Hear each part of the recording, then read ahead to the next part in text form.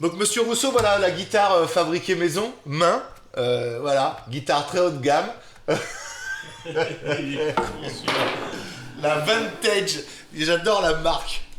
Vantage, t'as connu ça? Ouais. La guitare Vantage? Ouais, j'ai connu. C'est mon vieux qui m'avait acheté ça, la guitare Vantage. Bah, Elle était écoute, déjà pérave. Mais tu sais quoi, moi quand j'étais môme, j'ai eu des grattes pourraves. Hein. Ah mais celle-là, elle est pérave, hein, mais... Et c'est Tu la sais quoi tienne. Ouais, quand je mets les doigts dessus, tu sais, et pourtant, regarde les frettes, elle est injouable la gratte. Mes fils, quand ils ont voulu apprendre là-dessus, on dit, mais on peut pas jouer. Les luthiers sont les plus mal chaussés. Ah non, mais celle-ci, mais par contre, un jour, je la refréterai, tu vois, elle sonnera toujours aussi mal. Mais c'est ma gratte, quoi, tu vois. Bon, allez, enfin. Bon, écoute. J'arrête de raconter des Je vais te conneries. montrer un truc. Vas-y, montre-moi. Je vais te montrer un petit bijou. Ah oui, parce que ça va pas être une Vantage. Parce que c'est la base de de ma venue ici. Ouais. Donc oui, voilà. Ah, bonjour. Est-ce que ça marche là? Ah, oui, ça marche. Et là? Oui, ça marche. Donc je vous présente mon ami Laurent Le Tourneau. Bonjour. Et moi je suis Laurent Rousseau.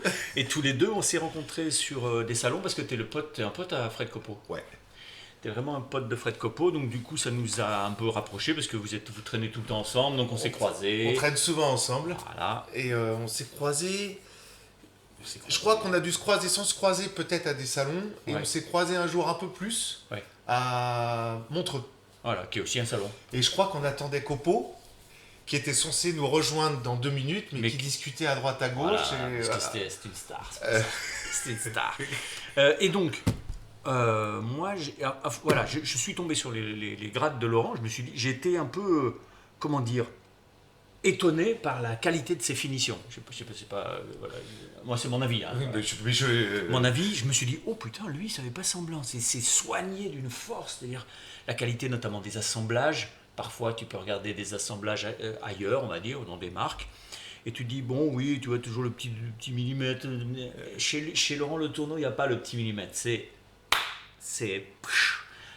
Et la qualité des assemblages, la qualité des finitions, et surtout, ce qui m'a plu dans ton travail, c'est la qualité des lignes. Pour moi, tu es un designer, tu as une espèce d'œil. Ah bah, c'est cool, merci. Ouais. Merci. Voilà, et puis aussi, c'est un gars chouette et il me fait bien marrer. Avec ses potes, le mec de IT11 aussi, tu vois. Et Gilles Ferrand, oui. Voilà, ça c'est des mecs que j'aime bien, des faux, tu vois, c'est ce que j'appelle des faux méchants, des faux brus. Ça peut faire un peu punk comme ça, mais en fait c'est des gens, c'est des crèmes quoi, c'est des crèmes. Donc voilà, ça c'est Oh putain. une des raisons de ma venue et de notre rencontre, c'est que ça c'est une L1, d'accord. Alors je sais pas si on la voit bien dans le truc là, on va peut-être faire comme ça c'est une L1. Une L1 de 1916. Donc c'est une Gibson, c'est une vieille Gibson que j'ai achetée il y a longtemps, il y a peut-être, je sais pas, 20 ans.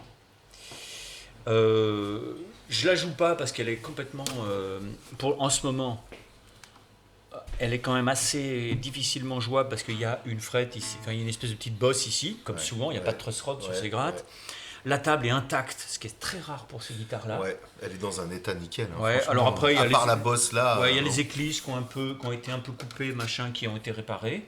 Et puis aussi, elle est un peu décollée. La table, c'est un peu décollé. Tu vois, ouais, le fond surtout. Donc ça, un jour, tu vois. Tu vois ici, là, par exemple, on voit bien que. Ah ouais. Donc ça nécessiterait un petit machin. Mais mon but, c'est que, enfin, moi, je vous mettrai une photo peut-être de L1. Avance-toi un peu, sinon on va pas te voir. Il est timide. Oh là là. Et mon but, c'était quand même de. Regarde dans la beauté. Ce que j'aimais, c'est les hanches, là, je sais pas comment on appelle ça, la taille. Ouais. Et la longueur du cul, c'est-à-dire elle est longue. Hein. C'est une guitare qui a une longueur de cul comme ça. Ouais. Et je trouve que visuellement, c'est une réussite dingue. C'est peut-être ma guitare préférée en termes juste de silhouette. Ouais. Et je me disais, j'aimerais bien me faire une guitare de jazz, ou de blues jazz, on va dire, mais avec cette forme-là. C'est la première fois que j'en vois une en vrai. C'est beau, hein? Et en fait, c'est beaucoup plus joli en vrai qu'en photo. Ouais. Et elle est vachement plus petite. Que ce que je pensais. Ah, c'est pas gros, hein, c'est pas gros. C'est pas du 17 pouces, tout ça. Je sais pas, ouais. Et puis c'est une forme particulière, c'est pas les canons habituels, c'est la L1. Alors, il y a eu plusieurs modèles de L1 avec le cordier comme ça, le machin.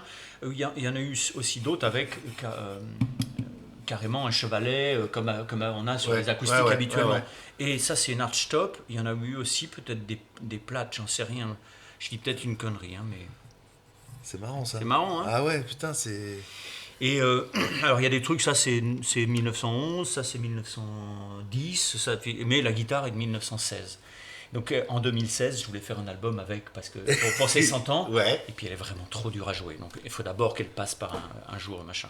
Mais moi, mon but, c'était pas que tu la bricoles, c'était de me dire, j'aimerais bien me faire une guitare plus, on va dire, jazz, une guitare élégante, Ouais. et qui aurait cette forme-là. Ouais. Et donc, je t'en ai parlé, tu m'as dit, oh ouais, tiens. Puis on est un peu parti en cacahuète, quoi. Ouais, on, est en un peu, vrille, on est un peu parti rapidement. Ouais. Donc je viens juste pour causer de ce projet. Donc je sais pas quand ça se fera, tout ça. Mais le but, c'était de se dire, aussi pourquoi pas avec une 7e corde, parce que j'aime bien faire des voicings un peu étendus, tu vois, au piano, on a tendance à écarter la base du reste du voicing. Et je trouve que souvent, sur la guitare, j'ai envie d'un peu plus de largeur, donc, et puis aussi pouvoir faire des lignes de basse pendant que tu fais les accords, tout ça, et puis aussi pouvoir faire des bons putains de blues bien ouais. costauds avec un si grave. Et puis partir d'un design de L1 et la transformer avec une 7 cordes. Ça peut, hein. Ah bah oui. Tu vois, on prend le truc le plus classique qu'il y a, le truc... voilà, là, c'est vraiment une antiquité, et puis on l'amène vers une sorte de modernité. T'as vu tu sais, je pense à. Je vois la largeur du manche là.